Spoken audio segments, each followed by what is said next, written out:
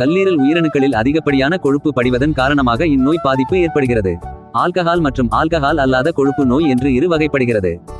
அளவுக்கு அதிகமான ஆல்கஹால் நுகர்வு கொழுப்பு கல்லீரல் நோயை ஏற்படுத்துவதற்கான சாத்தியக்கூறுகளை கொண்டுள்ளது.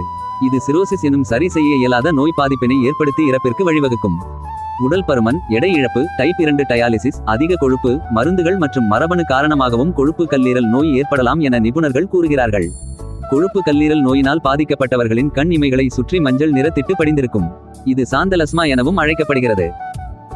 ரோசாசியா எனப்படுவது முகத்தின் தோலை பாதிக்கக்கூடிய ஒரு நிலை. முகத்தில் மஞ்சள் நிறத்தில் பருக்கள் போன்ற திட்டுகள் தென்படலாம். நீர் சத்து குறைபாடு மற்றும் மோசமான கல்லீரல் செயல்பாடு சருமத்தில் வறட்சியை ஏற்படுத்தலாம். இதனால் சரும ஆரோக்கியத்திற்கு தேவையான புரதங்களை உற்பத்தி செய்யும் திறனை கல்லீரல் இழக்கிறது.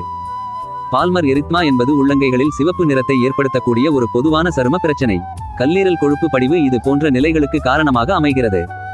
அதிகப்படியான சர்க்கரை சார்ந்த உணவு மற்றும் சுத்திகரிக்கப்பட்ட கார்போஹைட்ரேட் உணவு போன்ற மோசமான உணவு பழக்க வழக்கங்கள் கல்லீரல் கொழுப்பு நோயை ஏற்படுத்தலாம்.